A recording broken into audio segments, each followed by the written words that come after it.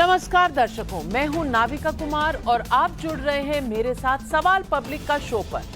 नेताओं को आपने ये अक्सर कहते सुना हुआ होगा कि कोई क्या खाएगा, कोई क्या पहनेगा, ये सरकार तय नहीं करेगी। कर भी नहीं सकती क्योंकि ये सबकी अपनी चॉइस है।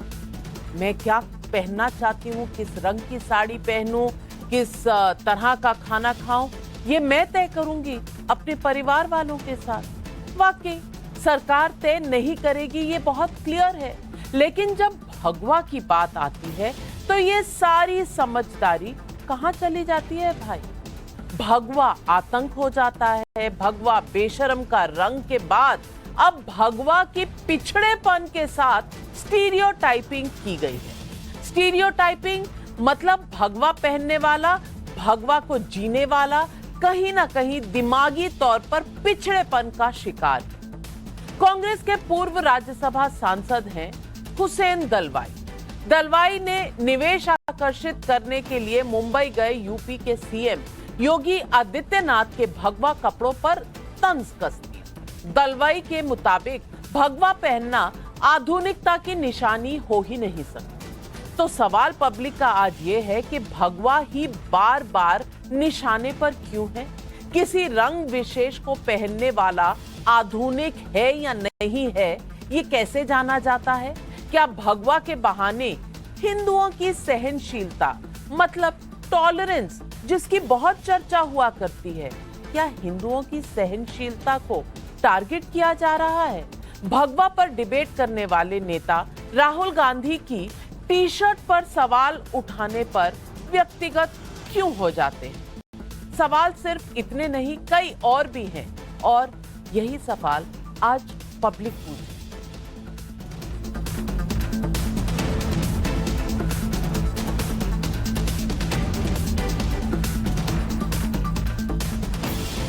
भारत जोड़ो यात्रा में कड़ाके की सर्दी के बावजूद कांग्रेस सांसद राहुल गांधी का टी शर्ट पहनना उनकी पर्सनल चॉइस कहा गया। कांग्रेस के नेताओं के मुताबिक राहुल गांधी तपस्वी, अगर वो टी शर्ट। सुनिए दलवाई ने योगी आदित्यनाथ पर ऐसा क्या कहा जिस पर हंगामा हो रहा। आदित्यनारायणला मी असं सांगेन, तुम्ही हे का नाही करत की तुम्ही तुमच्याकडे वेगळे उद्योग का नाही तयार करत? ते करा आणि त्यासाठी वातावरण तयार करा। त्यासाठी रोज काही धर्माच्या आणि ह्याच्या गोष्टी करण्याऐवजी आणि भगवे कपडे घालून फिरण्याऐवजी जरा मॉडर्न व्हा, आधुनिक व्हा। उद्योग हे आधुनिकतेचे असतात, ते आधुनिक विचार घ्या तर उद्योग येतील। 10 से 12 फरवरी के बीच उत्तर प्रदेश में होने वाले ग्लोबल इन्वेस्टर्स समिट में निवेश आकर्षित करने के लिए योगी आदित्यनाथ 2 दिनों का मुंबई का दौरा कर रहे हैं। मुंबई में योगी आदित्यनाथ के पहुंचने से पहले ही यूपी सरकार ने 16 देशों से 21 शहरों में रोड शो भी किया है। इन दौरों से अब तक 7,12,000 करोड़ के अधिक के निवेश के प्रस्ताव यूपी को हासिल हो चुका है, ऐसा यूपी सरकार का दावा है। अकेले यूके और अमेरिका से 4 लाख करोड़ के निवेश का प्रस्ताव भी आ चुका है, यह भी दावा किया गया है। यूपी सरकार का लक्ष्य 15 से 17 लाख करोड़ के निवेश का प्रस्ताव हासिल करने का है।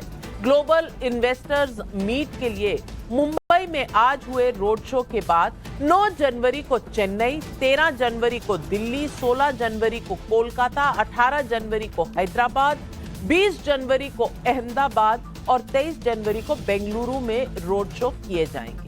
निवेश के लिए ऐसी तैयारियां करने वाले योगी आदित्यनाथ ने हुसैन दलवाई को सीधे जवाब तो नहीं दिया, लेकिन कल उन्होंने मुंबई में ही जो कहा था उसमें हुसैन दलवाई के लिए जवाब कहीं ना कहीं छिपा हुआ है। सुनिए योगी आदित्यनाथ का ये बयान। उत्तर प्रदेश ऐसे ही ईश्वर की आराधना का और उनके अवतार की भूमि नहीं थी, वो पुरुषार्थ की भूमि रही है। पुरुषार्थ लोगों ने परिश्रम से उत्तर प्रदेश को उत्तर प्रदेश बनाया। ईश्वरीय अवतार तभी वहां बार बार हुए। मां गंगा का आशीर्वाद और मां यमुना का आशीर्वाद तभी वहां प्राप्त हुआ। बाबा विश्वनाथ का धाम वहां इसीलिए बना क्योंकि उत्तर प्रदेश में उस प्रकार की पोटेंशियल थी। वहां के उद्यमियों ने हमारे पूर्वजों ने उस प्रकार की मेहनत की। कौन ऐसा जनपद है जिसके पास अपनी परंपरागत पूंजी न हो? सूक्ष्म लघु मध्यम उद्यम क्षेत्र में कौन सा ऐसा जनपद है जिसके पास न हो? हर एक जनपद की। उसी को हम लोगों ने 2018 में वन डिस्ट्रिक्ट वन प्रोडक्ट के रूप में प्रमोट किया था। अब आश्चर्य करें कि इसने हमारे एक्सपोर्ट को दोगुना से दे दिया है। आज हम लोग लगभग 1,60,000 करोड़ रुपए का एक्सपोर्ट कर रहे हैं। इतना बड़ी पूंजी उत्तर प्रदेश एक्सपोर्ट कर रहे, उत्तर प्रदेश एक्सपोर्ट प्रदेश के रूप में होगा। योगी आदित्यनाथ ने जो कहा उसे आप खारिज नहीं कर सकते। वाकई भारत की संस्कृति ने वो विचार पैदा किया जिसने भारत के शहरों को पहचान दी। अगर भगवा पहनना आधुनिक होना नहीं है तो स्वामी विवेकानंद के लिए आप क्या कहेंगे, जिन्होंने भगवा पहनकर दुनिया का स्पिरिचुअलिटी से परिचय करवाया? आप भगत सिंह के लिए क्या कहेंगे, जो गाते थे कि मोहे रंग दे बसंती चोला, माही रंग दे बसंती चोला? योगी आदित्यनाथ पहले भगवाधारी राजनेता नहीं, लेकिन योगी आदित्यनाथ के भगवा पहनने पर राजनीति क्यों हो रही है? योगी आदित्यनाथ के जरिए कहीं न कहीं भगवा कल्ट ही टारगेट में नहीं है? मैं पूछती हूं, अगर कपड़ों से नेता की पहचान होती है तो AIMIM चीफ असदुद्दीन ओवैसी की बात क्यों नहीं होती, जो शेरवानी पहनते हैं? ऐसे तो समाजवादी पार्टी के अध्यक्ष अखिलेश यादव की बात भी होनी चाहिए, जो सर पर समाजवादी लाल टोपी लगाते हैं। ऐसे में तो पूर्व वित्त मंत्री P चिदम्बरम की बात भी होनी चाहिए, जो अक्सर दक्षिण भारतीय परिधान में रहते हैं। अब वेष्टी पहनने वाला आधुनिक नहीं है, ये तो कभी किसी ने नहीं मुद्दा उठाया। भाई, ये उनकी चॉइस की बात है। भारत विविधताओं वाला देश है। यहाँ कोई क्या पहने, क्या खाए, किस पूजा पद्धति में विश्वास रखे, ये उसका निजी मामला है। इसलिए ना चिदम्बरम साहब, ना अखिलेश यादव, ना किसी और के परिधान पर सवाल उठाना चाहिए। लोकसभा में कांग्रेस संसदीय दल के नेता अधीर रंजन चौधरी ने कुछ समय पहले क्या कहा? हम क्या खाएंगे, कैसे सोएंगे, कैसे कौन सा ड्रेस पहनेंगे, हम कैसे चलेंगे, कैसे बात करेंगे, सब सरकार तय कर देंगे। अगर इनके खिलाफ कोई आपका मुद्दा रखने का कोशिश करे तो तुरंत उसको देशद्रोही बना देंगे। सारे देशप्रेमिक बीजेपी पार्टी में है, सारे देशद्रोही विपक्ष में है। पहनने और खाने जैसे मुद्दे पर कांग्रेस के तेवर आपने देख ही लिए, लेकिन सवाल तो उठेगा कि इसी कांग्रेस के नेताओं को भगवा से क्यों इतनी एलर्जी है। सितंबर 2022 में केरल के थिस्सूर में उस समय हंगामा मच गया था, जब कांग्रेस का दफ्तर भगवा रंग में गलती से ही चाहे भगवा रंग में रंग दिया गया था। डिस्ट्रिक्ट कांग्रेस कमेटी ने वो अपने दफ्तर को ही भगवा बना दिया था। उसे तिरंगे के रंग में जाना चाहिए था, लेकिन भगवा जरा ज्यादा हो गया तो उसे पेंट कर हरा बना दिया। ठीक है, तिरंगे का प्लान था, लेकिन भगवा भी तो तिरंगे का रंग था। फिर सवाल क्यों उठे थे? क्या इसलिए कि कांग्रेस को कभी भगवा आतंक का रंग लगता था? 2010 में जब P चिदम्बरम देश के गृह मंत्री थे और 2013 में जब सुशील शिंदे गृह मंत्री थे, तो ये भगवा आतंक से जोड़ा गया था। सुनिए अब इन्होंने क्या कहा था। There is a recently uncovered phenomenon of saffron terrorism that has been implicated in many bomb blasts of the past. My advice to you is that we must remain ever vigilant and continue to build at the central and state levels our capacity in counter-terrorism. हमारे पास ये report आ गई है investigation में, ये Bharatiya Janata party हो या RSS के हो, उनकी जो ट्रेनिंग कैंप है वो हिंदू टेररिज्म बढ़ाने का काम देख रहे हैं। तो आज पब्लिक उठा रही है सवाल, और सवाल पब्लिक का यही है कि क्या योगी आदित्यनाथ के भगवा पहनने से निवेश नहीं आने की सोच रखना सांप्रदायिक नहीं है क्या? सवाल नंबर 2, राहुल गांधी की टी-शर्ट पर्सनल चॉइस है तो योगी का भगवा बहस का मुद्दा कैसे? सवाल नंबर 3, विकास के एजेंडे में भगवा का सवाल लाना क्या तुष्टीकरण के पिट जाने की हताशा नहीं है? और सवाल नंबर 4, क्या पहनेंगे, क्या खाएंगे, जैसे सवालों पर डबल स्टैंडर्ड कब तक चलेगा? यही सवाल आज पब्लिक पूछ रही है और आज इन सवालों के जवाब देने के लिए हमारे साथ जुड़ रहे हैं जयवीर शेरगिल, प्रवक्ता है बीजेपी के। हमारे साथ विवेक साइलस मेरे साथ स्टूडियो में है, प्रवक्ता है समाजवादी पार्टी के। वारिस पठान प्रवक्ता है AIMIM के, कुछ ही समय में हमारे साथ जुड़ेंगे। डॉक्टर रिजवान अहमद वकील है, अतीकुर रहमान इस्लामिक स्कॉलर हैं। लेकिन मेरा सबसे पहला सवाल जाता है लोकेश जिंदल जी को, जो कांग्रेस के प्रवक्ता हैं, और मैं पूछना चाहती हूं लोकेश जिंदल जी आपसे, सैफरन टेरर, भगवा टेरर, अब भगवे में आपको लगता है कि दकियानूसी और पिछड़ेपन का आभास हो रहा है।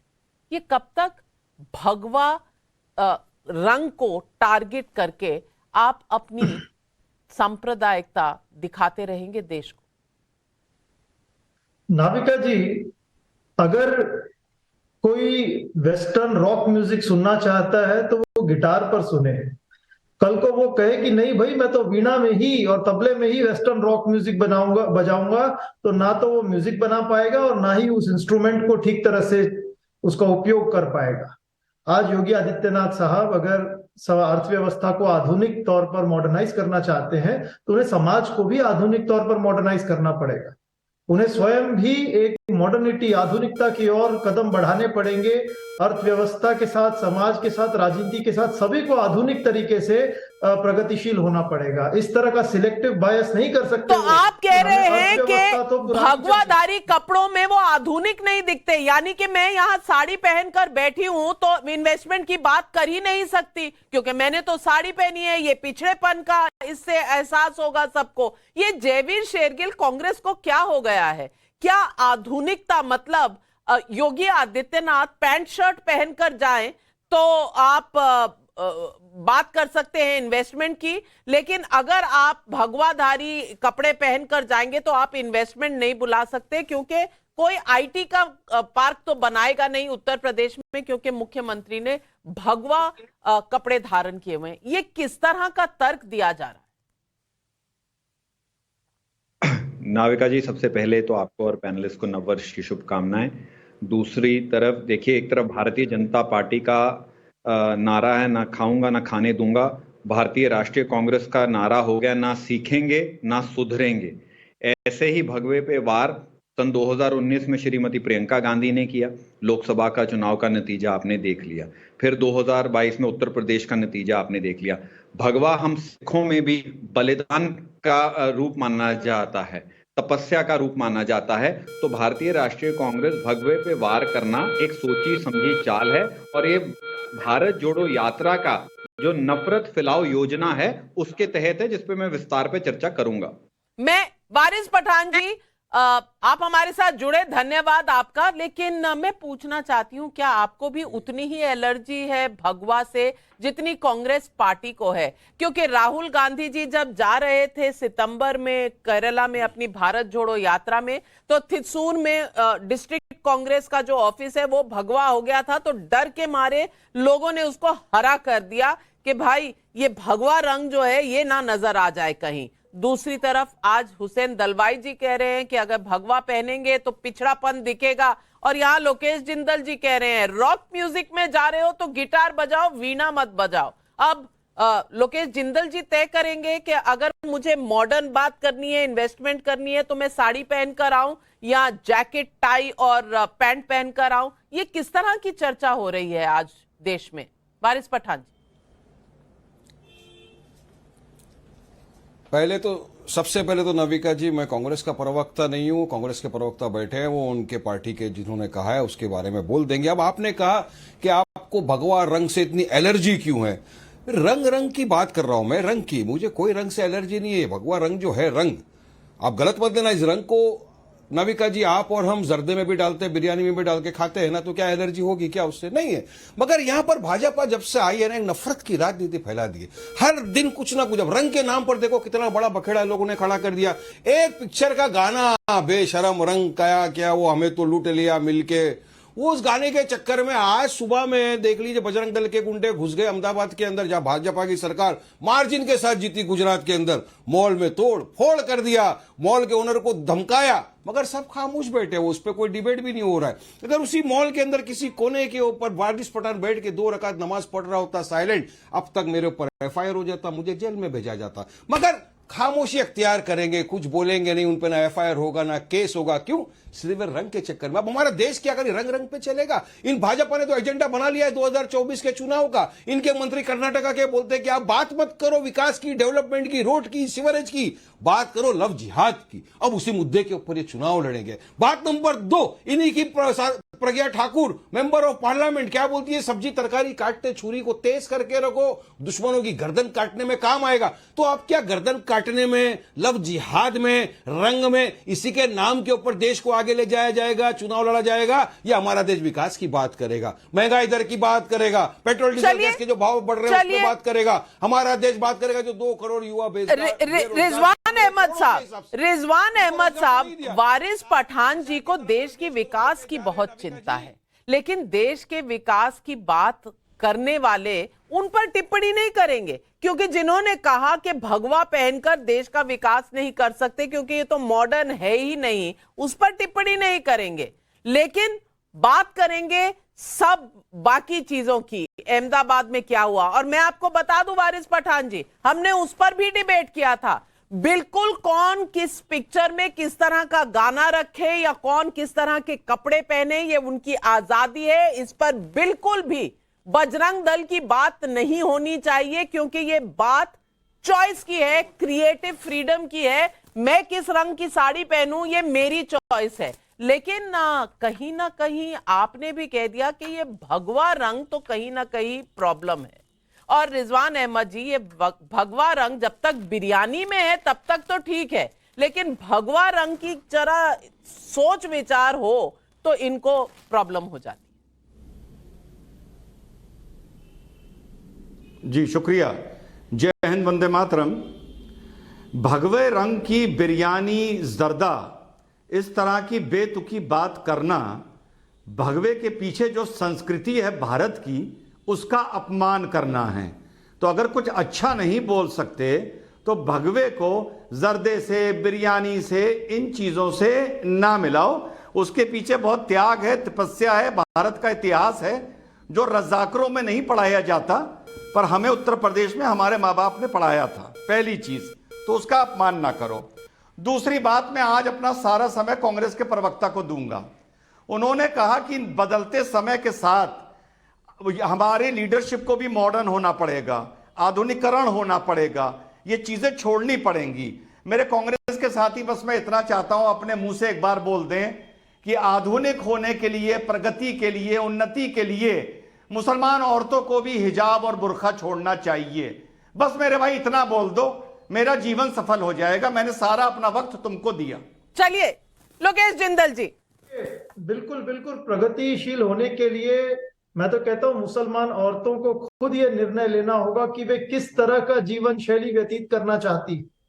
अगर वे अपने आप को वह इस्लाम फॉलो करना चाहती हैं करें, वे खुले वो खुलकर जो है जीना चाहती हैं, आधुनिकता से जीना चाहती हैं, ये उनके ऊपर है। ये मैं या आप तय नहीं करेंगे साहब, छोड़ना ये ना तो मैं तय करूंगा, ना आप तय करेंगे, ना सरकार तय करेगी। तुम योगी के लिए कैसे तय करोगे? मुसलमान के लिए कैसे तय करोगे?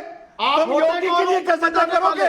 क्या वो इंसान नहीं है? क्या वो हिंदू नहीं है? वो खुद योगी के लिए कैसे तय करोगे? आधुनिकता का मतलब ये योगी के लिए कैसे तय करोगे? तो अपने जीवन के बारे में योगी के लिए कैसे तय करोगे? ना आप बताएंगे, ना मैं कैसे तय करोगे? पार्टी बताएगी, ना कोई सरकार। योगी के लिए कैसे तय करोगे? तुम वो क्या पहनेगा, क्या नहीं पहनेगा? योगी के लिए कैसे तय करोगे? लोकेश जिंदल जी, आप पकड़े गए। एक जाल बिछाया था डॉक्टर रिजवान अहमद ने, आप उसमें बिल्कुल जाकर कूद कर फंस चुके हैं। उसकी पोशाक पर टिप्पणी हो रही है तो सारी दुनिया परेशान है, शांत है। क्यों? सबसे पहले सबको प्रणाम करते हुए मैं कहता हूं नाविका जी कि ये रंगों की राजनीति, क्षेत्र की राजनीति, धर्म की राजनीति, ये बिल्कुल बंद हो जानी चाहिए हिंदुस्तान से, क्योंकि इससे कुछ मिलने वाला नहीं और देश की प्रगति नहीं होगी। अगर योगी जी भगवा रंग पहन रहे हैं तो उसमें किसी को दिक्कत नहीं होनी चाहिए। या राहुल जी बर्बरी की टी शर्ट पहन रहे हैं या नरेंद्र मोदी जी 10 लाख का सूट पहन रहे हैं, उससे कोई किसी को मतलब नहीं होना चाहिए। मतलब इस बात से होना चाहिए कि देश की तरक्की आखिर कैसे हो। और ये बात भी एकदम कोरी बकवास है कि अगर वो भगवा रंग पहन के वहां गए हैं तो इन्वेस्टमेंट नहीं ला सकते, ये कोई लॉजिक नहीं बनता है। इससे पहले भी वहां गए थे, वो 2018 में भी गए थे, 2019 में हुआ था, इन्वेस्टर समिट हुआ था उत्तर प्रदेश में, डिफेंस एक्सपो हुआ था। लेकिन अफसोस के साथ ये कहना पड़ रहा है कि अभी तक उत्तर प्रदेश में कोई भी बड़ा कारखाना या हैवी इंडस्ट्री, आज 6 साल की सरकार होने जा रही है, उत्तर प्रदेश में नहीं आ पाई है। उत्तर प्रदेश का डेवलपमेंट रुका हुआ है। आप देखें किस तरह से एक्सप्रेसवेज धंस रहे हैं, पुल उद्घाटन होने से पहले टूट जा रहे हैं, और जो डेडलाइन दी जा रही है उससे कई गुना ज्यादा टाइम लग रहा है प्रोजेक्ट्स को कंप्लीट करने के लिए। तो उत्तर प्रदेश सरकार को और योगी आदित्यनाथ को इस बात को देखना होगा कि आखिर हम प्रदेश की तरक्की क्या करें, कैसे करें, और कौन क्या पहन रहा है, कौन क्या खा रहा है, किसने क्या पहना हुआ है, इससे देश और प्रदेश की तरक्की नहीं होने वाली। जयवीर शेरगिल काउंटर करना चाहते हैं आपको, पर इससे पहले कि वो आए मैं कम से कम बता दूं कि एक्सप्रेसवे सबसे ज्यादा हैं तो उत्तर प्रदेश में 13, और एयरपोर्ट्स अगर हैं तो सबसे ज्यादा उत्तर प्रदेश में 5, और भी बन रहे हैं 3 या 4 पर काम चल रहा है। लेकिन फिर भी उत्तर प्रदेश पिछड़ा हुआ है। फिर भी जब वोटिंग का टाइम आता है तो लोग योगी आदित्यनाथ को ही क्यों वोट डालते हैं, ये बात समझ में नहीं आ रही है। जयवीर शेरगिल जी समझाइए जरा विवेक साइलस जी को। नाविका जी, क्योंकि टाइमर चल रहा था तो मैं अपनी बात पहले ओपनिंग रिमार्क संक्षेप रखे। अब मैं कपड़ों पे भगवा modern clothing versus traditional clothing पे एक छोटी सी बात रखना चाहूंगा। अगर लिबास बदल के राजनीतिक सफलता या अर्थव्यवस्था सुधर या बिगड़ जाती तो आज तो इस माननीय श्री राहुल गांधी को प्रधानमंत्री होना चाहिए था। अब कुछ आंकड़े ले लीजिए। राहुल जी तो आधुनिक मॉडर्न कपड़े टी शर्ट डालते हैं। आज उत्तर प्रदेश में भारत जोड़ो यात्रा आई है, 52 बलिया में नेताओं ने इस्तीफा दे दिया मॉडर्न टी शर्ट को देखते हुए, जिसमें CB Mishra UP working Congress committee के मेंबर हैं। दूसरा, राहुल जी और पूरी इनकी टीम टी शर्ट डालती है, ये वही उत्तर प्रदेश है जहां 98% कांग्रेस की जमानत जब्त हो गई थी और वोट शेयर 2.83% था। ये आधुनिक कपड़े डालते हैं तो इनकी लीडरशिप में 52 चुनाव हुए हैं जिनमें से 47 कांग्रेस हार गई है।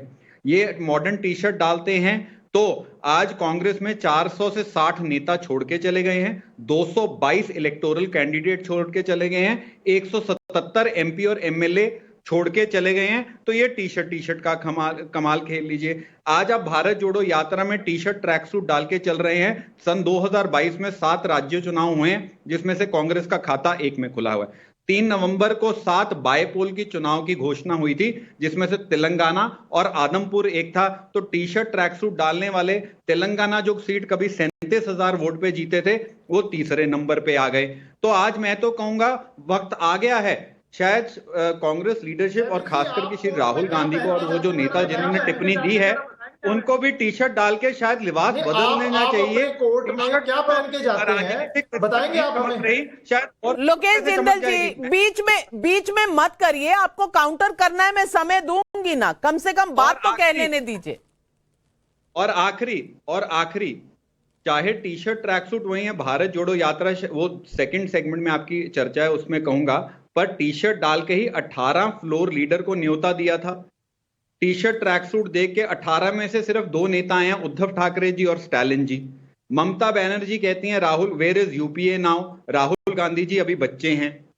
ये कहा अखिलेश यादव जी ने पल्लड़ा झाड़ लिया टी शर्ट ट्रैक सूट देखते हुए कि कांग्रेस एक लाइबिलिटी है। उन्होंने कांग्रेस को भाजपाकरण कर दिया उत्तर प्रदेश में एंट्री होने से पहले। समाजवादी पार्टी के मीडिया सेल ने और कांग्रेस में जो ट्विटर का खेल चल रहा था वो इनकी विचारधारा पे एक दूसरे को प्रश्न कर रहे थे। तो मेरा सुझाव है ये, भारतीय राष्ट्रीय कांग्रेस को ना सुधरेंगे ना सीखेंगे अपना पैंतरा छोड़ के, शायद कोई और लिबास, जैसे एस्ट्रोलॉजी में कहते हैं उपाय करके देख लीजिए। आप लिबास बदलिए, उपाय कीजिए, अपना लिबास बदलिए, शायद आपकी भी किस्मत चमक जाए। योगी जी पे इतना ध्यान टिप्पणी करने के बजाय। मैं समझ गया, बिल्कुल समझ गए ना आप। लोकेश जिंदल जी को पूरा समझ आ गया कि अल्टीमेटली तो उपाय करना पड़ेगा आपको, क्योंकि आपके पास उपाय कोई है नहीं। आप रंगों पर जितनी मर्जी टिप्पणी कर ले। लेकिन मैं आतिकुर रहमान हमारे साथ हैं और उन्होंने बोला नहीं है। मैं आतिकुर रहमान जी से पूछना चाहती हूँ। आतिकुर रहमान, मैं आपसे पूछना चाहती हूं कि अगर थिसूर में आपको राष्ट्रीय ध्वज, हमारी जो झंडा है, हमारा जो तिरंगा है, उसके ऊपर अगर 3 रंग हैं तो उसमें भगवा भी एक रंग है। अब उसमें आपने पेंट करवाया, किसी ने ज्यादा भगवा कर दिया तो आपको एलर्जी हो गई, आपने उसको फटाफट हटाया कि भाई राहुल जी गुस्सा ना हो जाए, भगवा को और ढको और ढको। अरे भाई, तिरंगे में भगवे का भी तो रोल है, तो क्यों घबरा रहे हैं भाई?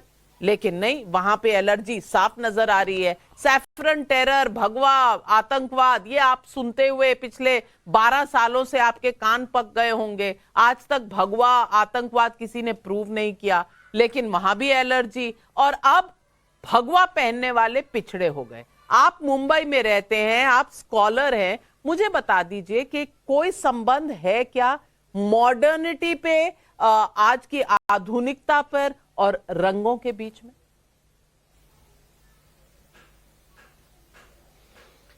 नाविका जी, मेरे लिए सवाल रंग का है ही नहीं, सवाल वेशभूषा का है ही नहीं। सवाल यह है कि कौन सा रंग और कौन सी वेशभूषा के अंदर आदमी वक्तव्य क्या दे रहा है। आपने कंपेयर किया योगी जी को स्वामी विवेकानंद से और अबुल कलाम आजाद से। क्या आप मुझे बताएंगी कि स्वामी विवेकानंद का कोई वक्तव्य सेक्टेरियन था? मौलाना अबुल कलाम आजाद का कोई वक्तव्य सेक्टेरियन था? आप कोई इलेक्शन स्पीच उठाकर देख लीजिए योगी जी की, सिवाय हिंदुत्ववादी, सिवाय सेफ्रोनाइजेशन, सिवाय सेक्टेरियन अप्रोच, सिवाय कम्युनल अप्रोच के, इसको छोड़ के आपको उनके वक्तव्य में कुछ नहीं मिलेगा। ना ही उदारता मिलेगी, ना ही एकता मिलेगी, ना ही कोई डिवाइड एंड रूल के अलावा कोई स्टेटमेंट मिलेगा। सवाल यह है कि इस वेशभूषा का उल्लंघन, इस सांस्कृतिक सेफ्रोन जो कलर है, इसका उल्लंघन कौन कर रहा है? कौन इसका पूरी तरह से इसको ध्वस्त कर रहा है? आपको मैं पहले साफ कर दूं आतिकुर रहमान जी, मैंने किसी भी इंसान से नहीं जोड़ा या कंपेयर किया, मैंने कोई तुलना नहीं की, मैंने सिर्फ भगवा रंग दिखाया है कि इससे पहले कितने लोगों ने पहना है, इस पर कोई टिप्पणी नहीं की कि कौन क्या करता है। मैंने भगत सिंह का भी नाम लिया, स्वामी विवेकानंद का भी नाम लिया, ये रंगों की बात की। और मैंने रंगों की बात की क्योंकि भारत जोड़ो में भी तो मोहब्बत का पैगाम है, मोहब्बत का पैगाम है और होना चाहिए, और यही राहुल गांधी हमें बता रहे हैं।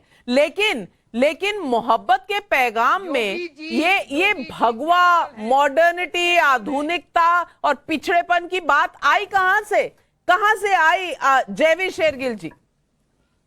नहीं, पहले नाविका जी, मैं बहुत हाथ जोड़ के, कि जैसे हम वकील कहते हैं, with utmost humility I beg to differ from you. आपने कहा कि भारत जोड़ो यात्रा में प्रेम का संदेश है। नहीं, सबसे पहले 2 बातें समझिए भारत जोड़ो यात्रा को लेके। भारत जोड़ो यात्रा का केवल देखिए, वो माननीय श्री राहुल गांधी जी को व्यस्त रखने का एक बहुत महंगा और विफल पीआर स्टंट है। नंबर 1, उसका केवल एक लक्ष्य, एक उद्देश्य और एक संदेश है। दूसरा, भारत जोड़ो यात्रा के सिर्फ जो अभी तक संदेश आए हैं वो है हिंसा, वो है देश हित को चोट पहुंचाना, वो है विवाद करवाना। आप विवाद बढ़वाना और देश हित को चोट पहुंचाना, यही है। आज ये एक सोची समझी चाल है, एक रणनीति है जिसके तहत ये बयान दिया गया है। अब आप क्रोनोलॉजी समझिए। 12 सितंबर को एक फोटो आती है जब हाफ पैंट को आग लगा के जो एक पर्टिकुलर संस्था को अटैक करने के लिए वो पिक्चर ट्वीट करते हैं। दूसरा, वो नफरत फैलाते हैं। एक पादरी है जॉर्ज पुनिया, जिसका बयान आया था कि मैं जूते इसलिए डालता हूं कि भारत माता जो अपवित्र है उससे बचा रह जाऊं। केवल एक ही भगवान है, जीसस क्राइस्ट, हिंदू देवी देवता होते नहीं। उनसे माननीय श्री राहुल गांधी पप्पियां जफियां डालने पहुंच गए। तीसरा, हम सिखों का नरसंहार करने वाले जगदीश टाइटलर की ताजपोशी हुई जब भारत जोड़ो यात्रा को लेके जो उनको कोऑर्डिनेटर या जो भी उनको पदों से नवाजा गया। तो और अब ये बयान आ जाता है। फिर ये एक सोची समझी चाल है कि भारत जोड़ो यात्रा से केवल श्री राहुल गांधी को व्यस्त रखना है, समाज में 30 नेता के सेकंड सामने 30 सेकंड में अपनी बात खत्म करिए जयवीर जी। अभी आपने तो योगी जी पे इन्होंने अटैक किया। अभी 2 दिन पहले राहुल जी ने एक इंटरव्यू दिया जहां अपने ही देश को कह दिया a confused nation without a vision. तो योगी जी पे वार तो मैं कहूंगा एक बहुत आज एक जब पूरे देश को ही जो confuse nation without a vision कह रहे हैं, तो योगी जी पे हमला करना एक सोची सोची रणनीति है कि भारत जोड़ो की यात्रा भगवे पे वार हो, देश में विवाद बढ़े और देश हित को चोट पहुंचे। ये लक्ष्य, उद्देश्य और संदेश है भारत जोड़ो यात्रा का। लोकेश जिंदल जी जवाब दीजिए। देखिए जयवीर जी, जब मैं बात कर भगवे का हम क्यों विरोध करते हैं, क्योंकि भगवा जो है हिंदू धर्म के बहुत निकट होता है। भगवाधारी जो है तो इसलिए आप विरोध करते हैं, तो इसलिए आप विरोध करते हैं, तो इसलिए आप विरोध करते हैं क्योंकि वो हिंदू धर्म के बहुत नजदीक है। बोल लूं? नहीं, आप क्या कह रहे हैं? पूरी कर लूं? कोई रंग किसी धर्म के विरोध है? डिबेट कर रही है या एंकरशिप कर रही है? नहीं, मैं पूछ रही हूँ आपसे। नहीं, तो मैं पूरी आप कुछ भी बोलेंगे और मैं आपको बीच में सवाल नहीं पूछूंगी कि आप होशो आवाज में है या नहीं है। तब बात कर ले, लेकिन जब हम जैसे ही बोलना शुरू करते हैं आप बीच में टोक देती हैं। भाई साहब, मैं आपसे पूछ रही हूँ, क्या आप इसलिए कह रहे हैं कि भगवा रंग हमें इसलिए नहीं पसंद है क्योंकि वो हिंदू धर्म के बहुत करीब है? क्या मैंने सही सुना? कर लूं मैं? क्या मैंने सही सुना? जिस भगवे रंग की आप बात कर रही हैं जो हिंदू धर्म के करीब है, उसके मुताबिक व्यक्ति बैरागी होता है। वे किसी प्रकार के मोह माया हिंसा राजनीति से प्रभावित नहीं होता।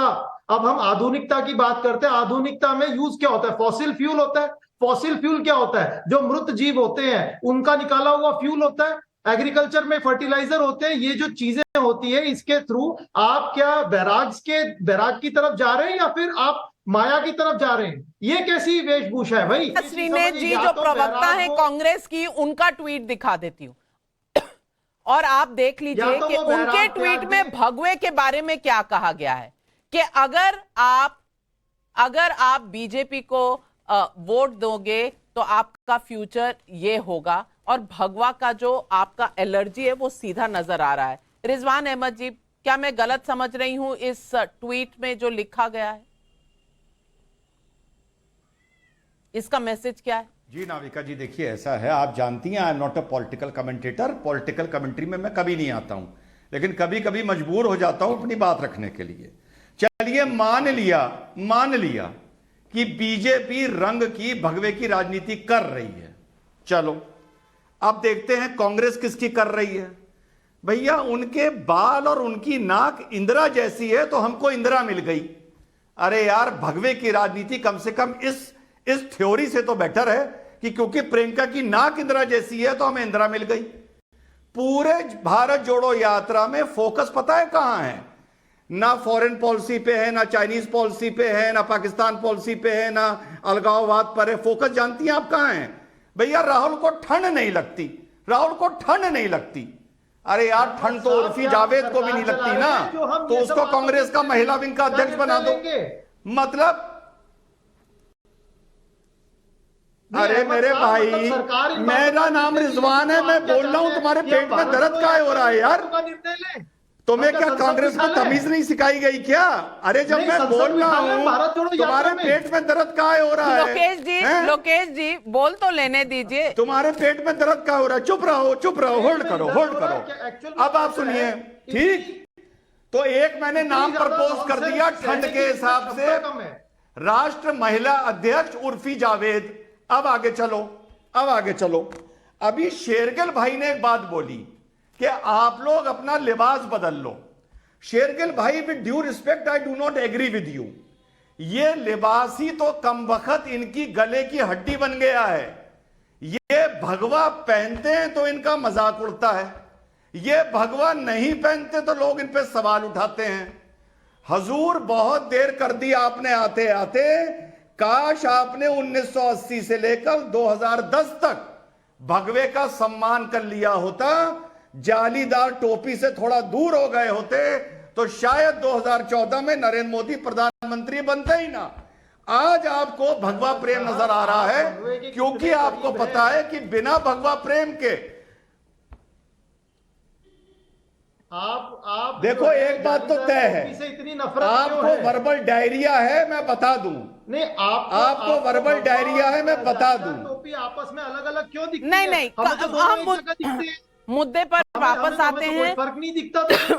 पब्लिक के सवाल आ रहे हैं। गोरखपुर से दिनेश कुमार का सवाल है, इस लोकतांत्रिक देश में बार बार भगवा रंग को ही क्यों टारगेट किया जाता है? जब नाविका 10 सेकंड। मैं नाविका जी ये बोलना चाहूंगा कि आपके 30 मिनट के डिबेट में हमको सिर्फ स्टार्टिंग में 1 मिनट भी बोलने नहीं मिला, जबकि भाजपा के जो प्रवक्ता है वो 20 मिनट बोले। अब यहां वहां की इधर उधर की बहुत सारी बात हो गई, अब कुछ काम की बात कर ले तो अच्छा लगेगा। मैं कुछ काम की बात बताना चाहूंगा। पब्लिक के सवाल काम के होते हैं। फ्रीडम ऑफ चॉइस, जो भगवा, जो ब्लैक, जो व्हाइट कलर जिसको पहनना है, मैं मेरी बात रखना चाहूंगा जी। जिसको जो पहनना है वो पहन सकता है, उसका फ्रीडम ऑफ चॉइस है। अगर योगी जी को भगवा पहनना है पहनिए, आपको संविधान ने इजाजत दिया, फ्रीडम ऑफ चॉइस है। वहीं पर अगर हमारी मुस्लिम बच्चियों को हिजाब पहनना है पहनिए, फ्रीडम ऑफ चॉइस का मामला है। आपको लगता है अच्छा पहनिए, फ्रीडम ऑफ चॉइस का मामला, कहीं किसी को कोई आपत्ति आनी नहीं चाहिए। मगर हमारे देश में हो क्या रहा है मालूम है? आपत्ति पे आपत्ति आती है, क्योंकि बीजेपी वाले जब से सरकार में आए, सत्ता में आए, एक तरफ से नफरत की राजनीति को फैलाया जा रहा है। सिर्फ टारगेट किया जा रहा है एक ही तरफ, मुसलमान लोगों को। किसी भी तरह उनको टारगेट करो, कभी रंग के नाम के ऊपर टारगेट कर दो। अरे भगवा रंग से आप बताइए नाविका जी, क्यों नफरत होगी किसी को? हमारे तिरंगे के अंदर भगवा, सफेद, हरा तीनों कलर है। हम तिरंगे का सम्मान करते तो क्या हम उसका अपमान करने लग गए क्या? नहीं, हम तो सम्मान कर रहे हैं ना कलर का। मगर मुद्दा ध्यान भटकाना है देश का। किस तरह भटकाएंगे? रंग रंग लाओ, चाइना का ध्यान भटका दिया, चीन के अंदर जो प्रॉब्लम हुआ उसमें से मोदी जी खामोशी के साथ निकल गए। रंग रंगा कर दिया, वो लोगों ने, पिक्चर वालों ने जाके सीधा डिलीट कर दिए सॉन्ग। अभी तो मैं आप ही के चैनल के ऊपर देख रहा हूं कि कुछ शब्द डिलीट कर दिए, कुछ डायलॉग डिलीट कर दिए, सब डिलीट कर दिया। ठीक है, वो उनका सेंसर बोर्ड का मामला है, फिल्म वाले का मामला, मेरा लेना देना कुछ नहीं है उससे। मगर बात मुद्दे की यह है कि हमारा देश चलेगा संविधान पे, और संविधान इक्वालिटी की बात करता है। इक्वालिटी इजाजत देता है योगी जी को भगवा पहनने का, तो वहीं पर वारिस पठान को अगर चाहिए, मैं ब्लैक शर्ट ब्लैक पैंट पहनूं, मेरी मर्जी है। अगर हमारी बच्चियां चाहे अगर सर पे हिजाब पहने, पढ़ने लिखने जाए, तो उनकी मर्जी है। फिर किसी को आपत्ति नहीं आनी चाहिए। क्या आप ध्यान भटका रहे हैं जयवीर शेरगिल जी? मैं आ रही हूं आपके पास, रिजवान जी। मुझे ये आज हंसी आ रही है और आश्चर्य हो रहा है वारिस पठान जी का दोगलापन, दोहरापन और हिपोक्रेसी देखने का। वो पार्टी के ओवैसी जो मंच पे खड़े होके कहते हैं मैं एक दिन चाहता हूं एक वो मुस्लिम महिला जिसने हिजाब डाला हो वो देश की प्रधानमंत्री बने, आज वो फ्रीडम ऑफ स्पीच और एक्सप्रेशन का ज्ञान बांट रहे हैं। जिन्होंने सिर्फ एक महिला को योग्यता के हिसाब से ना देश की प्रधानमंत्री बने, वो मुस्लिम हो, वो महिला हो, उसने हिजाब डाला हो, तब वो जाके प्रधानमंत्री बनेगी। वो क्वालिफिकेशन लगाने वाले, वो एक रंग के धर्म की राजनीति करने वाले, वो एक लिबास की राजनीति करने वाले आज नाविका जी के शो पे जाके प्रवचन दे रहे हैं संविधान की। वाह, ताली मारने का मन कर रहा है। बहुत सही पकड़ा आपने। और मैं रिजवान अहमद जी से कह रही हूँ, रिजवान अहमद जी, हिजाब पहनना और उत्तर प्रदेश में इस बार कोई मुसलमान ही मुख्यमंत्री बनना चाहिए, ये किसने कहा था? असदुद्दीन ओवैसी ने। और आज पठान साहब यहाँ प्रवचन दे रहे हैं, ये जयवीर शेरगिल का कहना है। क्या जवाब देंगे आप रिजवान जी? संविधान जो डॉक्टर बाबा साहेब अम्बेडकर ने दिया, पहले उसको मानो। नाविका जी, नाविका जी, नाविका जी, नाविका जी, अब जरा बोल लो। नाविका जी, दो बातें आई 20 मिनट अभी हमारे। एक भी अरे भाई यार, तुम लोग बीच में क्यों बोलते हो यार? काम की भी तो कभी बात कर लिया करो। अच्छा सुन लो, तो सुन लीजिए ना, संविधान में अधिकार रिजवान अहमद भाई का भी है। संविधान में नाविका जी, वारिस जी आपके पास आऊंगी। रिजवान साहब बोल रहे हैं, उनका भी अधिकार है। नाविका जी जी, हाँ नाविका जी, ऐसा है, अभी हमारे भाई ने कहा कि अगर योगी जी को भगवा पहनना है पहने, और हमारी किसी बहन को हिजाब पहनना है पहने, बड़ा फ्रीडम है। नहीं नहीं नहीं, बिल्कुल फ्रीडम नहीं है। अगर योगी आदित्यनाथ या कोई भी भगवा पहनने वाला किसी स्कूल में जाएगा, वो उस स्कूल में भगवा नहीं पहन सकता, उसे उस स्कूल की ड्रेस ही पहननी होगी। पहली बात ये, पहली बात। दूसरी बात, हमारे कांग्रेस के साथी ने कहा, वो बात मेरी कट गई थी और कि बच्चे रिजवान नहीं साहब स्कूल में आप, अरे यार चुप रहो, मुंह पे डायपर बंद हो यार। सुनो नाविका, अभी कांग्रेस के प्रवक्ता ने कहा कि रिजवान साहब आप भगवे में और जालीदार टोपी में फर्क क्यों कर रहे हैं, भगवे में और जालीदार टोपी में फर्क क्यों कर रहे हैं। तो मेरे कांग्रेस के साथी, अगर भगवे में और जालीदार टोपी में कोई फर्क नहीं है तो ये भगवा आतंकवाद का जिक्र किसने किया था, मैंने किया था या तुम्हारे कांग्रेस के नेता ने किया था, ये बता दो।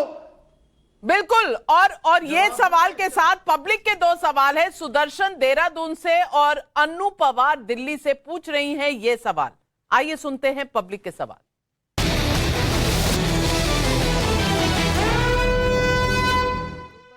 बार बार भगवा पर हमले क्यों होते हैं?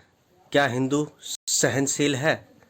इसका फायदा उठाया जाता है? ऐसा कैसे तय होता है कि भगवा पहनना आधुनिक होना नहीं है? भगवा के साथ स्टीरियोटाइपिंग क्यों? जवाब दीजिए लोकेश जिंदल जी। देखिए, भगवा जो है वैराग और हिंदू सभ्यता का एक बहुत महत्वपूर्ण अंग है। इसे राजनीति से दूर रखना आवश्यक है।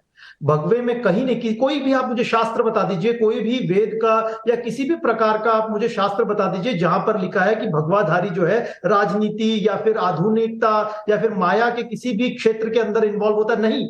भगवाधारी जो है अपने आप वो मोह माया से बहुत दूर होता है।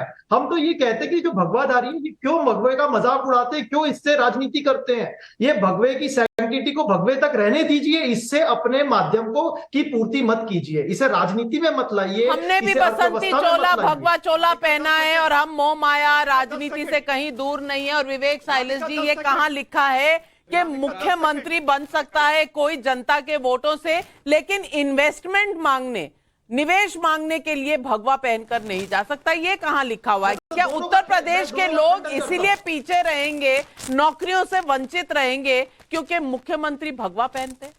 नहीं, बिल्कुल नहीं। मुख्यमंत्री जो चाहे वो पहने। अगर वो उनको भगवा अच्छा लगता है, वो भगवे में अगर इन्वेस्टमेंट उत्तर प्रदेश के लिए ला सकते हैं तो इससे अच्छी चीज कुछ नहीं हो सकती। लेकिन जहां तक उत्तर प्रदेश की बात है, आपने बहुत अच्छी चर्चा की नाविका जी, कि किस तरह से आज अनएम्प्लॉयमेंट बढ़ा हुआ है। और आज हम देख रहे हैं कि 16 महीने में सबसे ज्यादा अनएम्प्लॉयमेंट 8.3% इस समय पूरे भारतवर्ष में चल रहा है। आपने एक्सप्रेसवे की पहले भी बात की थी, आप बुंदेलखंड एक्सप्रेसवे देख लीजिए, उद्घाटन के अगले दिन धंसने लगा था। पूर्वांचल एक्सप्रेसवे देख लीजिए, अभी वहां एनिमिटीज नहीं है। अभी आपने देखा होगा, आपके टीवी ने भी कवर किया कि किस तरह से रॉन्ग साइड एक ट्रक आ गई और BMW में जा रहे 4 जो वहां युवा थे हमारे मर गए। और शेरगिल साहब ने एक बात और कही थी, विवाद। तो विवाद उस समय होता है नाविका जी जब ईद दिवाली की बात होती है, जब शमशान कब्रिस्तान की बात होती है, जब बजरंग बली को दलित बताया जाता है। इस तरह की राजनीति से प्रदेश को, देश को बहुत दूर रहना पड़ेगा, तभी हमारा देश तरक्की कर सकता है। ये रंग की, जाति की नफरत जो फैलाई जा रही है, ये जो धर्म की राजनीति है, इससे बहुत दूर रहना पड़ेगा। भाई साहब, तो फिर यूपी की जनता को आपको चुनना चाहिए था। आप गए थे, पूरी ताकत से लड़े थे, पर नहीं चुना ना। अब तो 4 साल सिवाय इसके कि आप धीरज रखें, आप कुछ कर नहीं सकते। लेकिन राजस्थान से रामनिवास का सवाल है कि जब कांग्रेस को भगवा रंग से नफरत है तो हिंदुओं के वोट क्यों मांगने आते हैं? और लेफ्टिनेंट कर्नल हैरी का गाजियाबाद से भी सवाल है, जब किसी राजनीतिक दल का मुद्दा देश हित से हटकर निजी हो जाए तो क्या उस राजनीतिक दल की राजनीति ही पिछड़ी नहीं है? इसका जवाब दीजिए लोकेश जिंदल जी, दोनों सवालों। देखिए, भगवे से कोई नफरत नहीं है हमें। तो भगवा, हीरा, हरा, कोई भी रंग हो, सभी रंग जो है एक ही ईश्वर की तरफ जाते हैं, एक ही, उसे जिस भी नाम से आप कह लें उसी की तरफ जाते हैं। लेकिन इन तो फिर रंगों का भगवा आतंकवाद दुरुपयोग कहां करना, से हुआ था? राजनीतिकरण करना, कभी जालीदार आतंकवाद कहा है आपने? लोगों को आपस कभी में हरा लड़ाना, आतंकवाद इसका कहा हम है विरोध आपने? करते हैं। जयवीर शेरगिल, कभी इन्होंने हरा आतंकवाद कहा है, कभी जालीदार आतंकवाद कहा है, लेकिन भगवा आतंकवाद कहा है। के नाम पर आतंकवाद, जिसका हमने स्पष्टीकरण किया कि इसे भगवा आतंकवाद कहते हैं। जो आतंकवादी है, भगवे के सहारे आतंकवाद फैला रहे हैं। जो लोग धर्म के नाम पर, लोकेश जिंदल जी, देश समझ गया था, देश समझ गया था बात। जी तो लीजिए, पहली तो बात एक, ये आरोप बहुत बासा और पुराना हो चुका है। भाजपा रंग की राजनीति करती है।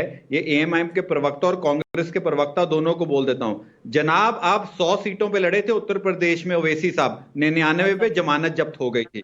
गुजरात में 0.3% आपको वोट शेयर मिला है, नोटा से भी कम वोट पड़ी है। और कांग्रेस भी सुन ले, गुजरात में 17 मुस्लिम डोमिनेटेड सीट हैं, जिसमें से भारतीय जनता पार्टी का सबसे ज्यादा वोट शेयर है। आज 365 हो गए। सब एक साथ बोलेंगे तो किसी को कुछ सुनाई नहीं देगा, लेकिन मैं दर्शकों आपको सुनाना चाहती हूँ कि जितने उद्योगपति मिले योगी आदित्यनाथ से, उन्होंने क्या कहा उत्तर प्रदेश के बारे में और उत्तर प्रदेश में निवेश के बारे में। आइए सुनते हैं। So I think to that extent, the way UP has transformed itself in the last couple of years, they have invested well in the infrastructure. The infrastructure creation which has happened in UP is remarkable. Where Honorable Chief Minister and his team spoke about contributing more to the India vision. And again, Uttar Pradesh being a large state, how the need to contribute to the India's GDP becomes very paramount. Small industries. शायद जितने लोग भगवा पर राजनीति कर रहे हैं उन्हें ये बातें सुननी चाहिए, और हमारी इस मुद्दे पर डिबेट आगे चलकर जारी रहेगी। आज के लिए हमारे साथ जुड़ने के लिए बहुत धन्यवाद। और मैं अपना नजरिया बताना चाहती हूँ, भारत की खूबसूरती यही है कि यहाँ संस्कृति में कई रंग हैं। भगवा भी हमारा, हरा भी हमारा, श्वेत भी हमारा, नीला भी हमारा। हम क्यों आपस में दीवारें खड़ी करते हैं? हम सब एक तो है, तो फिर राजनीति के लिए हम इतनी बीच में दीवारें क्यों बनाते हैं? क्योंकि मकसद तो सबका एक ही है ना, कि भारत आगे बढ़े। उत्तर प्रदेश में भी, राजस्थान में भी, दिल्ली में भी, तमिलनाडु में भी। तो फिर ये फासले क्यों, ये ताने क्यों, ये इस तरह के तंज क्यों? कांग्रेस पार्टी को ये सोचना पड़ेगा। आज सवाल पब्लिक का शो पर मेरे साथ जुड़ने के लिए बहुत बहुत धन्यवाद। नमस्कार।